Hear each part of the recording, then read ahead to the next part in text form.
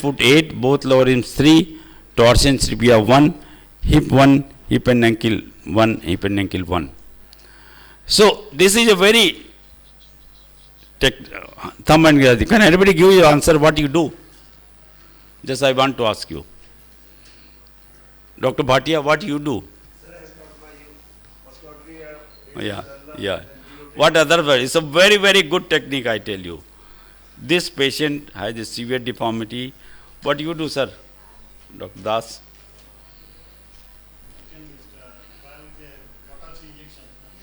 In this age? You can do a pronator release and a tendon transfer of either the flexor carpi analysis or a pronator release instead of release concentration. I'm telling you technique, it is 100% and very, very good technique.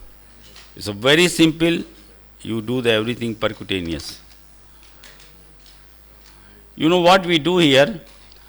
We put a radial osteotomy and the ulnar osteotomy and we leave as such. And after that, about 7 days, we do oblique osteotomy. So there is a leg little shortening is there, little bit. And then we do the rotation day by day, every day, about weekly rotation. So because we have produced a shortened the tibia, radius and ulna, and we have the rotation, so the spas get finished. So you can see that here we have done the like this, a bit shortening was there, here was there. We have done in this case here, only we have done, in this case we have operated only one bone. Usually we do sometimes 2 bones, sometimes 1 bone. So you can see that the final picture, girl is writing that it's a wonderful technique here. If you do that, so sometimes 1 bone we see how much is the spasm is there. Otherwise sometimes you can do the 2 bones also, radius and ulnar bone. Yeah, so we have done that. Yeah. It's a final X-ray. Yeah, we have done 1 bone, no problem. Yeah, derotation.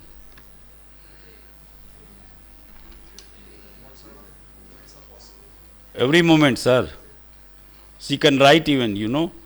Initially, she. Yeah. She doing the this writing. She's writing there. That does not require forearm rotations. Because of the narrowing. Okay, next case, next presentation we will show the supination and pronation. So it's a wonderful technique.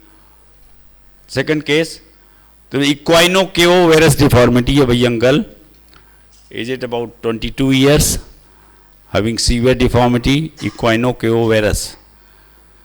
So there are various angles, 75, 95. So what we have done, we applied the same principles of the Ponseti principle of the clubfoot. So we have done but the problem comes when you are distracting, this bone goes up when you are correcting the equinus. So always keep this distance 5 millimeter. Otherwise what happens, talus goes anti-eye. There is subluxation of the talus. So you should be careful during correction. As soon as the talus touches the anterior part of the tibia, the correction should be stopped immediately and further distraction should be done. If proper care is not taken, anterior subluxation of talus takes place. So that is the thing. So how we do show this the anterior talus in this case took place. You can see the final photograph. Very beautifully the deformity has been corrected. It was a pre-operative X-ray and these are the final X-ray. All the angles has been corrected. This is another boy was walking, cerebral palsy and the crawling child. It was a crawling child with a cerebral palsy. So we have done initially the hip osteotomy is there. So what principle is there, the spasm of the iliopsoas muscles are there, which is responsible for the flexion deformity. So what we do, we displace these muscles medially, and secondly we displace this muscle anteriorly. We do like that, otherwise this fragment is small and it can go to the flexion and it can produce the non-union. So what we do two type of osteotomy, oblique in the coronal plane and in the sagittal plane. This osteotomy is done here, and this is the place is there after first operation. Then we find out there was a knee deformities were there, so we have done the supracondylar osteotomy there. So according to mechanical axis, we have maintained the mechanical axis over here. Now, what is the zone of the osteotomy? This is for the 4 centimeter to 10 centimeter. The femur is the broad, so you can do anywhere like this. What happens? This will we have done in the camp. So, if what happens if we do not do the translation here, so it can come like this. In the camp where we do not have the X-ray facilities, so and it can come like this. In the camps, we do not have the monitoring. So, if this fragment does not go backward, so you may have these complications.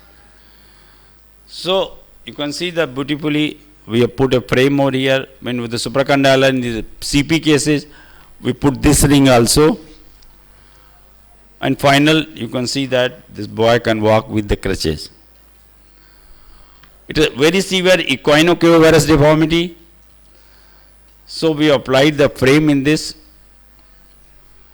So after correction, a cerebral palsy case, the fully deformity. We do not do any open orthodesis in any of the cases. We do not recommend any bony surgery, any type of bony surgery.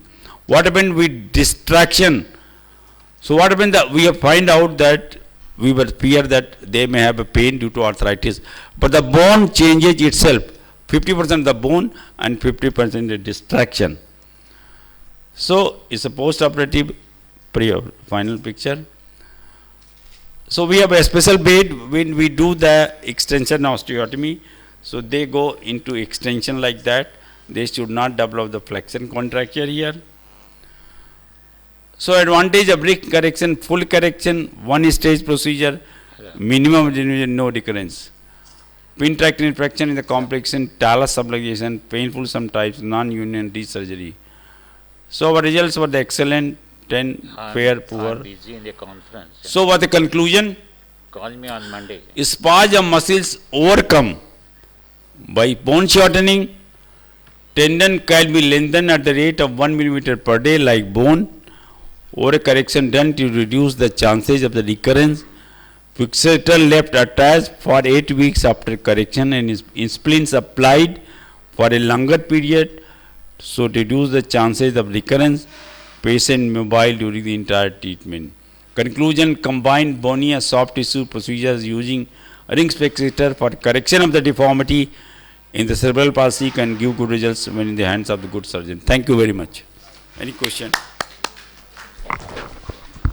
Thank you very much, Dr. Agrawal, showing very variety of cases of cerebral palsy and clubfoot. And thank you for all the what the workshop you have arranged and done. We congratulate you, and I think everybody should congratulate Dr. Agrawal for this 2 days workshop which he has carried out very well, and I must congratulate him again. Thank you very much. Yeah, I must call to our Professor Gubin, Professor Dimitri and Sergey. Please come here, and we should give thanks. Professor Gubin, come here please. So give thanks that after so much distance, they have come to this place, and we all, and I hope in the future they will also come to this place. Due to them, we have learned a lot of new things which we were not doing. I was in Illizarov Center for 3 weeks. So I learned a lot of things there. Those who want to learn Illizarov more, Dr. Gubin, the director of Kurgan Institute, is ready to accept as a fellow, and he will help all the way, and we are all thankful to you as well as your faculty and your everybody. Thank you very much. He has been agreed to give a 6-month fellowship were two persons. So we are very thankful to him, and he, when you will go, you will see